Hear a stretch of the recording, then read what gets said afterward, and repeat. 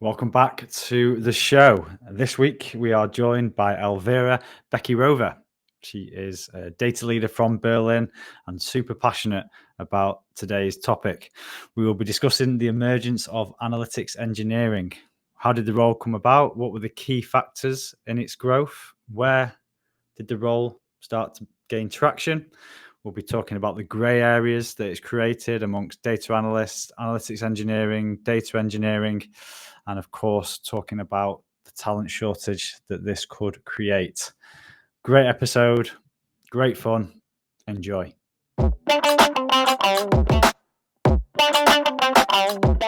Elvira, thank you for joining us on the podcast. And of course, we're going to jump deep into analytics engineering and the emergence of analytics engineering. So, yeah, to start off with, why is it important and why do you feel that we should be discussing this today? Hi, Matt. Pleasure to be here. I think it's just a very interesting topic. And by discussing this topic, we can also kind of understand how quickly things change in the data space, especially in terms of new roles being introduced. So, for a lot of people, analytics engineering is, well, it's for everyone. It's relatively new. It's not been around very, very long. So, from your perspective, from what you've seen, how did it come about? Where did it come from? It's funny because I think I'm old enough to remember how it was before. Yeah. And actually, I'm not that old. Just the fact that things are changing very fast in the data space. And I remember my first internship.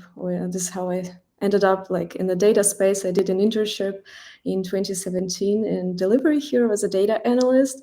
And I remember still very well how we worked on all the data topics. And the way it was happening is basically there was a data engineering team and there was data analytics team. Data engineering team would own the whole ETL process. So they would ingest data, they would also transform it and load in a data warehouse. And then analysts, we would just query this data and try to create some sort of business reporting, business layer on top of that data. And that was removing kind of the ability for data analysts to self-serve this data, to transform this data the way we needed it for the reporting. We were relying very heavily on data engineering teams for any change, like schema change, meaning like a new field added or new field removed from the table. We always had to reach out to the team. They would do that. Then we would go back and try to come up with workarounds, like, okay, the data is structured this way. It's not quite maybe how I wanted. But there was also this dependency and that was creating bottlenecks and that wasn't sustainable. And in the end, actually, I think companies recognized that and we needed a solution where this bottleneck would be removed and there's more self-service abilities for the analyst would be introduced. And I think, this is what happened. This T part of ETL, so transformation part, it was moved from data engineering to analytics teams. Yeah. And this is how this analytics engineering role appeared, because it needed to be, this code, these transformations needed to become more sophisticated. Companies needed to scale because number of data sources grow, number of volumes grew, and the levels of sophistications needed to transform the data needed to grow as well. So what do you think the trigger was? So you were in the thick of it, maybe 2019, 2020, when this kind of concept, thanks to DBT as well, came about. What put fuel on the fire? What really got it going?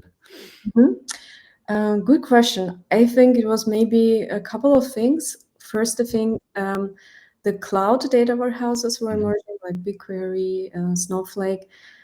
But I think to a big extent, it's also the transformation tooling was introduced, like DBT introduced, I think in 2016 or so, was the first version of DBT released. And this transformation tooling, it kind of allowed for the sophistication and the data transformation that wasn't possible before. Do you think it was the tools and technologies that were a bigger factor, or the demands of the business. They were seeing more value in data. They wanted more. They wanted it quicker. They wanted it more sophisticated. Do you reckon one was more responsible than the other, or was it just a combination of the two? Probably a combination. I think those tools usually are introduced and emerged by people being in those data roles, you know, and feeling this pain points kind of, and thinking like, oh, how can we solve it? But then it's always, of course, it always comes from the changes in the world, in the business world, and companies were becoming more data driven, and data just needed to keep up with the pace, and kind of some sort of solutions needed to be introduced. And I think this is how like cloud warehouses were introduced and transformation tooling. Nice. And for an analytics engineer, where did it really start? What were the origins, and how did that kind of develop into the analytics engineer role that we see today? You mean where it was in terms of timeline, like historical timeline, or? Yeah, exactly. Yeah. So if I'm not mistaken, I think analytics engineering maybe started becoming a thing maybe in like 2021, 2022 maybe, even though it was already the first time introduced much early, but it always takes time for companies, for the world to kind of pick up the pace.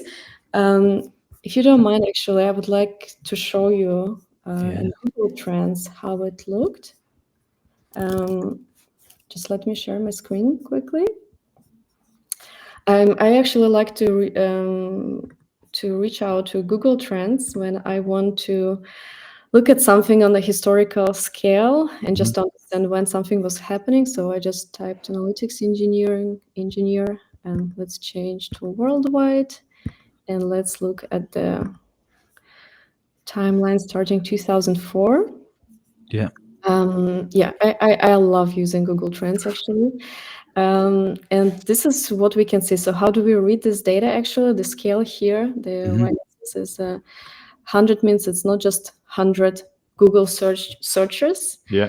But this data is basically normalized, and 100 just indicates when the peak of all searches happened. Right. This is, for example, when the peak happened here, June 2024. And everything else is a kind of relative to that peak. So that means February 2023, for example, it was 74% of that volume. That was in June. There was some jump here. Yeah, I wonder what caused that almost vertical climb. It also says here that they improved the data collection system at some point, so maybe that was also they changed something. But you can see this rise kind of started here, and this is exactly, I think, when DBT was the first version of DBT was released and was probably started getting popularity. And I mean, now it's hard to imagine analytics engineering without DBT or without any other transformation tool. And therefore, when I also see analytics engineering roles, but there is no transformation tooling used, then it's not really analytics engineer, or not a very effective analytics engineering. Yeah. And are you seeing any other competitors when it comes to? Yeah, to DBT, you mean? Or Yeah. I know there is a Google one. I know there is SQL Mesh, and I haven't used any of them. Because it's kind of DBT is just the go-to. It's what is described even as a noun is almost DBT is analytics engineering. It's like the two can't work without the other. Exactly. I think it's to a big extent is that it has also a huge data community. So there are less unknowns. So when you decide on which tool to go with, you kind of it's just a safe choice to go somewhere where you know lots of people already used it. They know how to use it. There is a big community support. So in case if you run into any kind of issues, you can Yeah. easily find an answer. We're talking a lot about DBT. For those who aren't deep in the engineering of data, on a high level, what is it actually doing? Yeah. How's it different to previous tools? Mhm. I mean, I don't know if there were any other tools before, to be honest. But what it does, it's basically it kind of tried to introduce software engineering practices and writing a code to the data code. And they introduced this modularity of the code. So you could split code into reusable models. Mm-hmm. You never have to think about scheduling those models in a certain order again. So how it was before, I remember that like in 2017, 18, if we would have an issue with, I don't know, data quality, what we would usually do, how we would go to the final table, then we would look at all the tables used in that table. And then we would track like, oh, was this table refreshed before this table was refreshed? Oh no, maybe it didn't finish. So you always had to think about like order in which you put all those refreshers. And with this kind of modeling approach, you didn't have to think about that anymore. It was also handling. But I think there's like modularity, and that modularity also allowed a different level of scalability of the code. This is kind of the main point. Taking a lot of the manual work out of the process. I mean, to a certain extent, yeah, some manual work for sure was removed, yeah. And the least pleasant type of work, I would say. So the laborious tasks of being an analyst or a data engineer have been lifted and taken away. Yeah. Nice. So yeah, DBT, we've got a lot to thank for the analytics engineer position. It's kind of changed the way data teams are set up, certainly the more modern data teams. It's created a lot of grey areas when it comes to different data roles in a business. It's kind of blurred the lines between analysts, engineers, BI or data. So where's your distinction? Where are the cut-offs between these roles, if there is one, or is it just naming rights? Very good question. That's like my favorite topic because we'll get into it now then. It's so different from company to company, and sometimes it's so frustrating, actually. First of all, I think every company is using those roles differently. And there are maybe more traditional ways how it happens in large companies where these responsibilities or these roles are more niche and more separated. So there will be analytics engineering doing specifically data transformations. Then there will be data analysts doing, I don't know, the transforming the data into insights. Then there would be BI analyst building dashboards. And that exists probably to a certain extent because large companies have different needs. They may be more focused already at those steps on the things like accuracy, compliance, security, and maybe if the company IPO, there are also certain quality requirements to the way the visualizations look. They are much higher requirements and stuff like that. I assume, I don't know exactly. While in smaller companies, like a small company, a startup, they can't really afford having that many teams and that many responsibilities. So they rather go into versatile roles and generalist roles. So there are still separations into like bigger data functions, maybe because data engineering is still different from analytics part and from data science, for example. But still they need to be more generalist, and I think the reason for that is that you need to move faster, you need to enable faster decision making, and if you have many different teams and then you need to align between teams on different responsibilities, you'll be moving very slowly, right? So it's rather one person who does analytics engineering then brings this data into visualization tool, maybe do just some data manipulation in there, then also interpreting the results to the business. So basically doing all those things at the same time, which introduces a challenge into how do we make sure that when we talk about the same role, we mean the same thing. And that's often what I see happening. So let's say when I worked at Flink, we would call everybody data analyst. And that means a person was doing analytics engineering, also was doing Looker stuff, and at the same time kind of helping businesses with the actual decision making. And we call that data analyst. But then when I speak with other people about that, they are like, so just analyst, but how about analytics engineering? And I'm like, yeah, for me, it's included in there, you know? Yeah. I think it's become a spectrum, hasn't it? Yeah. That's the thing. Everyone's interpreting the spectrum differently. Yeah, exactly. Especially bigger companies and small companies. The BI specific job title, obviously, analytics engineering has been on the rise. From your perspective, do you think BI is kind of being phased out as a naming? Are we seeing less of it? Just interested to hear your thoughts on that. It seems quite a traditional. Yeah. Just my own perception. Yeah, from my own perception, I see it less and less frequently. And actually, maybe that's a question to ask you, because I mean, you're recruiting in this space, right? So how is it perceived for you? What are the roles that are actually are in demand and you're hiring mostly? Like you mentioned, there's no specific role in demand because it's all named differently. So say if Flink came to us and said we need a data analyst, we could have the same kind of requirements as another company looking for an analytics engineer. And then even another company who are a bit more traditional, who just call it a data engineer who works closely with the business. So the specific roles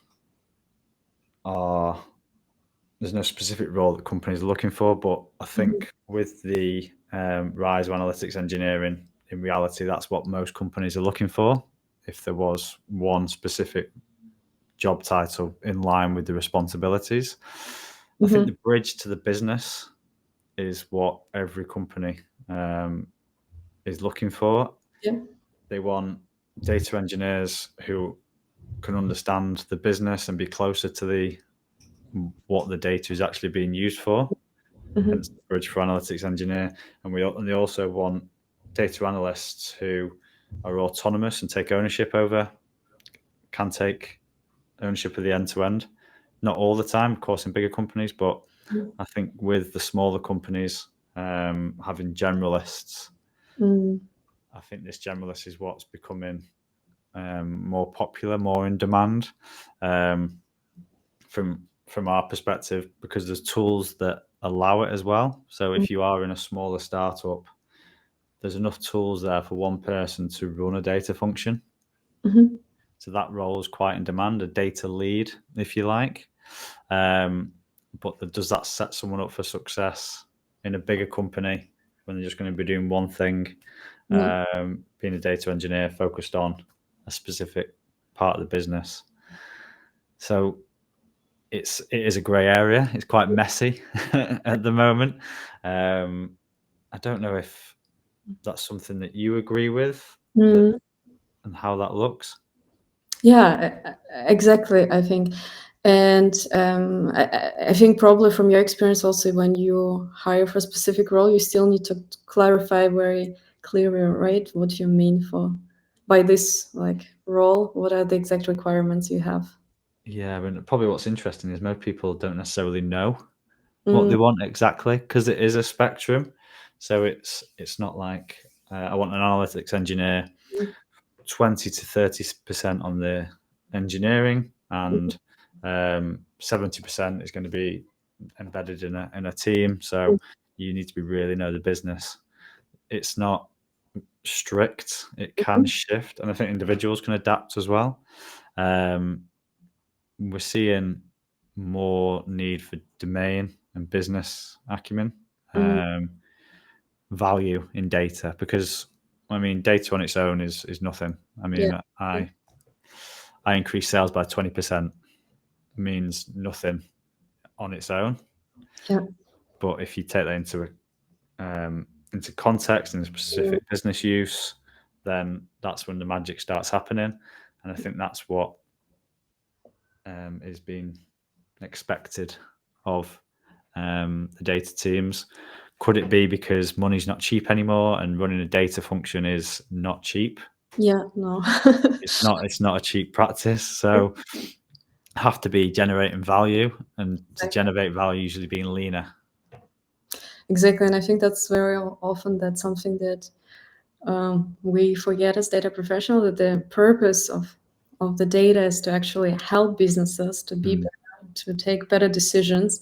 It's not to invest an insane amount of time to build the perfect tech stack or perfect data platform. It's actually to help business to take a decision.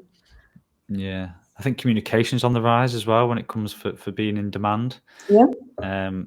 One of the big things, and maybe we can chat about this a little bit, is selling in the tools, the adoption of the tools.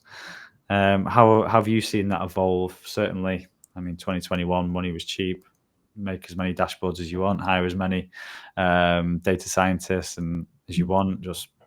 And then 2022 came around. It's like, that's very expensive. So yeah, how did you see that evolve? Definitely, I think in the entire world before this whole crisis happened, companies were investing much more money, not just in data teams, probably in every team, and teams were just growing forever. But now I think all companies, I mean, we all felt the crisis, so everybody's trying to be more sustainable and more careful with introducing new headcount, because also introducing new headcount means increased complexity. Even from, I don't know, 5 people to 7 people, it can be already a different team, a different way of running such a team. So yeah, I think our companies nowadays are more careful, more sustainable with roles, with the number of people and data teams specifically. Yeah. And from here, what would you anticipate as the trends being? Yeah, I'm thinking about it quite a lot, actually. I always think, I'm in Berlin. This whole thing with AI is happening. I want to be also one of the first to figure out, okay, what's next and the data for that. It's very hard to do. But in terms of, I think, data roles, what I personally experienced and what I also was kind of trying to move my team to and shape them into that way was something interesting called decision science or decision analyst. It's basically, I just saw a couple of people in the team working in this fashion. It's basically, that means you're a data professional who knows how to work with data. You know, not just how to write SQL, but you can also can write Python code, you can maybe build a model, you can ingest data that you're missing. And then you can basically do all those data manipulations and create a business insight. That means actually doing everything in terms of data from start to the end, instead of just doing, your part and then waiting. Well, the other team will either provide something to you or you provide a piece to the other person to pick it up and continue doing. I saw a couple of very good examples where people kind of naturally was doing that, and I was a big fan of this kind of work. And the position name, like decision analyst or decision scientist, kind of shapes what's the expectation from you, and the expectation from the role is that you help with a decision, and that's the hardest part actually of the data work, to read this data, to understand what it actually means. because preparing the data is also, of course, difficult and everything, but then looking at the data and making a conclusion and taking a decision, okay, what it means for business, what they should do, that's the most difficult part. So what do you think could be Valhalla for data? So we have clean data, imagine that, and we're able to quickly generate reports and give people decisions to make. Is that the goal, or where are we actually heading? Yeah, good question. I always, like, not always, I sometimes receive requests on LinkedIn from people starting new companies, where they say it's an AI company that manages the whole data flow from start to end, with just minimal assistance basically from your side. And I always want to test it, and I always want to see how it works, and because if that's possible, that would be amazing. I mean, amazing from the perspective, wow, that will remove a lot of work from our shoulders, and that will mean also that analytics will be more like a skill that people to develop, so that they could actually, if there is a tool, that does a lot of data transformation for you, and then you still need human to read these results, to understand what this insight means. Do we need a person from data to make that decision, or will it just be someone from business? Yeah, good question. I think, yeah, depends probably on how those tools work. I see a lot of promising headlines, and honestly, I never requested like the demo or tested it, but I want to do it, at some point, just to understand what's happening. Yeah, I feel there's so many of these tools. I feel like they're not quite there yet, because otherwise people would hear about them. Like if they were that good, then It takes time also to pick up, and it's always a bit scary to introduce a new tool. Even as a data leader, you'll be reluctant to introduce something unknown to your tech stack, and it always takes time. yeah, no, it's going to be an interesting. We can always look back 10 years or 5 years and say, wow, so much has changed in the last 5 years, but we find it difficult to look forward 5 years and Yes, I imagine know. the same amount of change. Yeah. So, yeah, which direction? I personally think we're just getting started with data. I mean, Yeah. there's a lot of data that we just have from online. There's a whole world out there.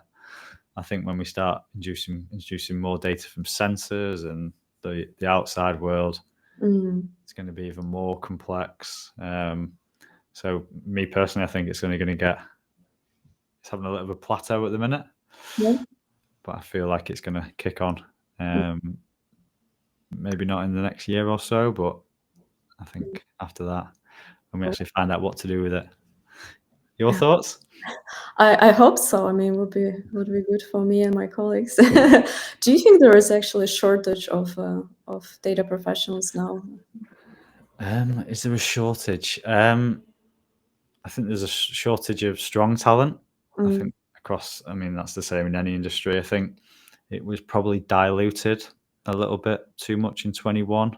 There's a lot of new tools, bigger teams, so it was very diluted. I think it was hard to really see the high performers or the strongest team members, whereas now we've gone lean. There's a lot more scrutiny under different people, and I think companies have noticed who their strongest team members are, and they're invaluable, and everyone wants those people. So where I think the talent shortage will come will be in a couple of years' time, because I don't feel like we're developing those juniors. We're not hiring many working students and interns.